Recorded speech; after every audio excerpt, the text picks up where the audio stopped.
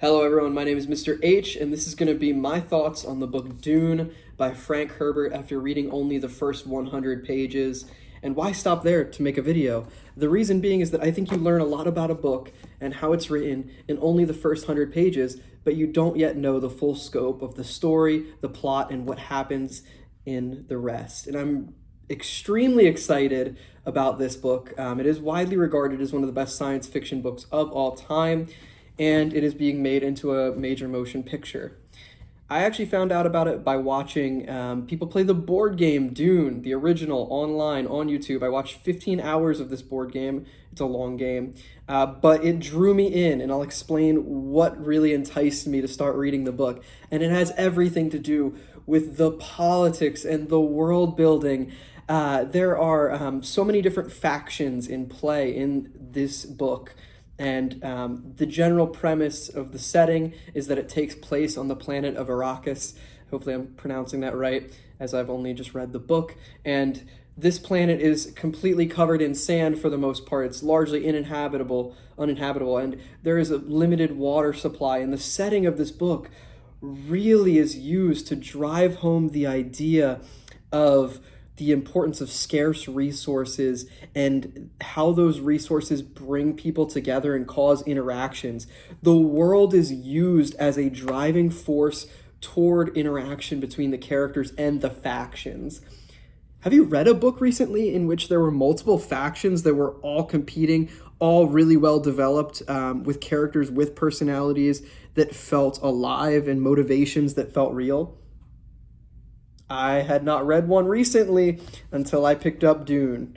The first 100 pages established beautiful characters who are well developed with real motivations and forces them into a situation that they might not want to be in.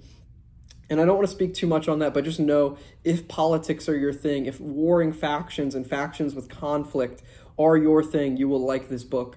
My other thoughts on the general structure so far. This book is set up in a really fascinating way because in the second chapter, this is going to be super minor spoilers, you'll get to the second chapter within the first 15 pages.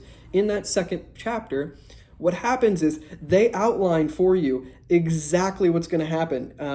In a way, it's foreshadowing, but really they're telling you exactly this is the plot that's going to unfold over the next 100 pages or longer. I'm not finished what they've announced.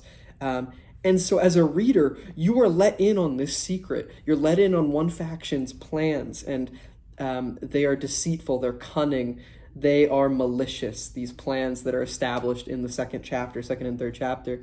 And you're enticed as the reader. You have this sense of foreknowledge of what's coming. And then it jumps back to our main family, the House Atreides, that we follow, where young Paul, our main character, I'm assuming, it does kind of jump around between the family members, and I love that about this book. Young Paul is living and learning to adapt to his new setting, but you are watching the events of this foretold plan come to fruition or not come to fruition, I don't know yet, and that's the beauty of it. The reader has this irony when the reader knows something that the characters don't, and I think Frank Herbert does something truly beautiful when he lets us readers in on this secret so early, this devastating plot. And I'm at the edge of my seat. I can't put this book down because I want to know, will that plot unfold as it was foretold, as it was planned? Will there be complications? And that has me excited to continue reading. So the general plot structure so far is something I haven't encountered recently, and it's been a pleasure to read so far overall. One other thing I'm super excited about that I want to mention in my first 100 pages is third-person omniscient viewpoint that is used in this book. And it is so incredible. I have not read a novel written in this viewpoint in a long time. And the way that it is used so scarcely to add to the feelings, emotions, and character development is phenomenal. It has made me reconsider completely what it means to read and write in a third-person omniscient viewpoint. And for those who don't know, that viewpoint is when the reader gets the thoughts and feelings of all the characters. Traditionally, a lot of modern young adult books and books in general are written with a third-person limited point of view, where you're getting maybe, say, Harry Potter's thoughts and feelings, but you don't really get to hear inside the head of Ron Weasley or Hermione Granger, right? So this book it so effortlessly and simply but eloquently pushes the thoughts and feelings of certain characters in conversations to you, and I can't even explain it, but it's not overwhelming, it's not too much, they're not info dumping you everyone's thoughts and feelings, but it just really allows you to get to know these characters and feel what they're doing, or feel what they're thinking rather, and their emotions, and what drives them, what their motivations are. And it's so powerful. I really love the third person omniscient point of view in this book. I am so excited to continue reading and find out what else is in store in Dune, and maybe I will do a longer comprehensive thoughts and review video after I've completed this. But that is my initial thoughts for now. And I want to leave you with a quote, a very powerful quote from the book. It's on page 10, the very beginning, and it goes, I must not fear. Fear is the mind killer. Fear is the little death that brings total obliteration.